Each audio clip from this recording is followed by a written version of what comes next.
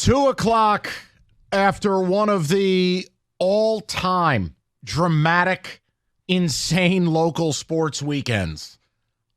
So, Rico, here's what we have to do.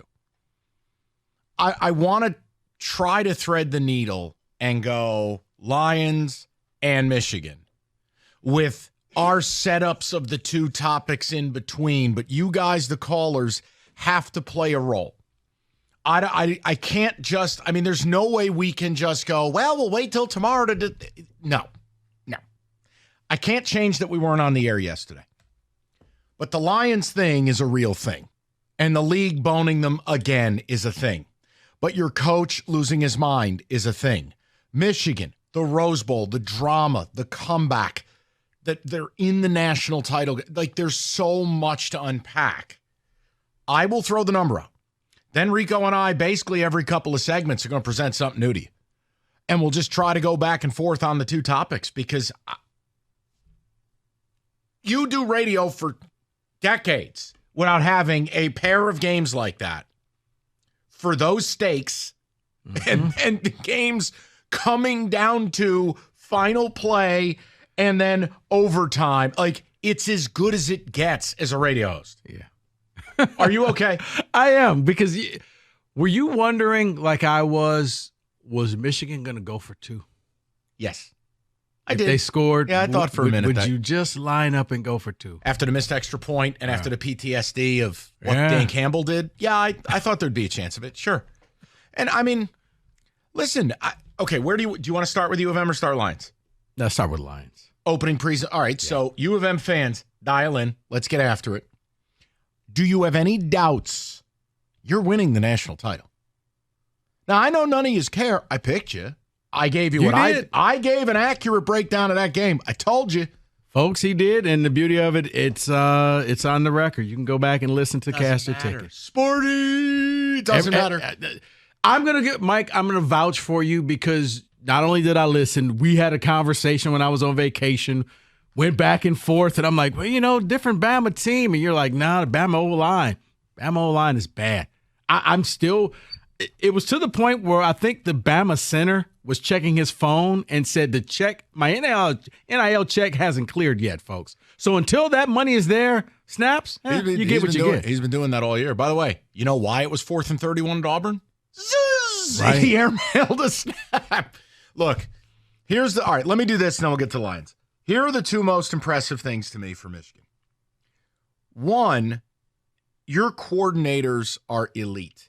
And what I mean is Jesse Minner ran circles around Tommy Rees. And Sharon Moore ran circles around Kevin Steele. Mm-hmm.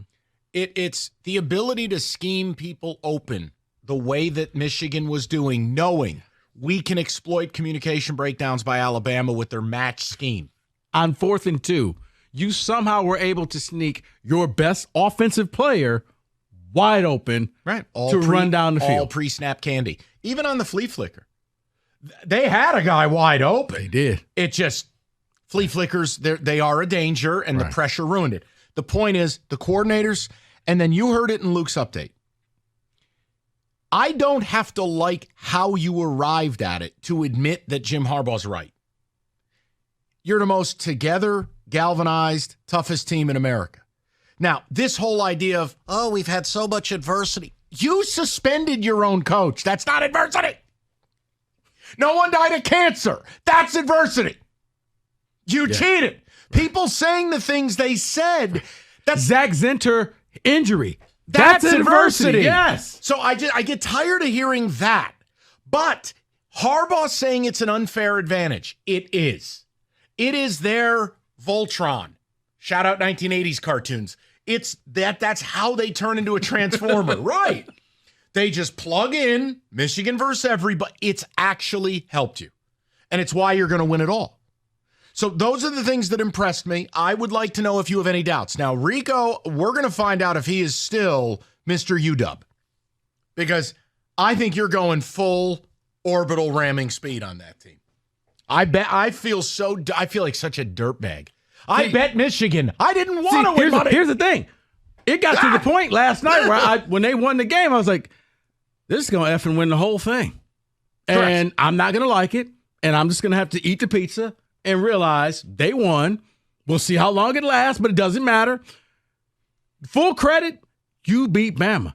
May not have been a great Bama team, but you know what? Doesn't matter. You beat Bama. It's like when you beat Duke in basketball. It doesn't matter because you beat the program that is the gold standard. So you get full credit for that game. And then I'm thinking they're going to do this. And then, they got Washington. But now I feel better because you have picked against Washington all year. I'm going to do it again. Them frauds.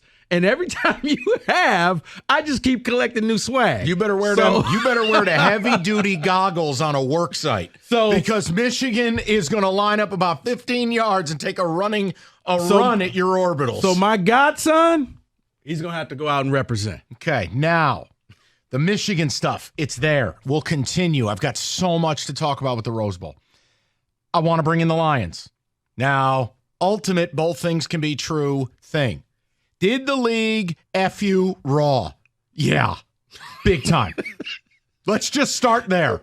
You know what? Of all the people I've heard, I've never heard it quite put that way, Mike. How about a sandpaper condom? That's what the league offered you.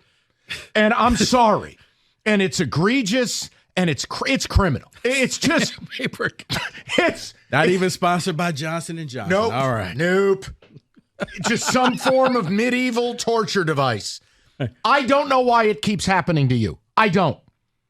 I will tell you, above Calvin's process, Golden Tate, running clock, game's over against Atlanta, the Seattle thing at the goal line, a guy with a clubfoot beating you in 1960, all of it, the pickup flag in Dallas. This was the most egregious because Dan Campbell gave them the layout to the 2-point play. I'm going to run this later in this situation. Please be aware. Then you have visual evidence of Goff going, Deck, go. Right. Skipper, I understand. I had a conversation with somebody, and it drove me nuts because they're like, well, you can't blame the refs. You got to blame the Lions because the Lions are being tricky. I used a word that rhymes with duck and then bull with another word. I go, no. If the Cowboys do it, they're lauded for their creativity. If Kyle Shanahan does it, the art of deception, Freddie Flatbrim did it again. Okay, here's what I'll say about that. You went out there and played the shell game with the ref, 3-card Monty. I thought it was unnecessary because he's going to tell the Cowboys, and then he's going to click the little thing, and he's going to tell everybody in Dallas Stadium and America who's eligible. You didn't need to play 3-card Monty and send 3 different O-linemen over to him. But if Decker reported, he did his job. He did. It worked too well because the referee wasn't paying attention. Now, here's the other side of the coin. And if you didn't, and I'm going to shout him out if I'm going to break his balls, I want to be nice.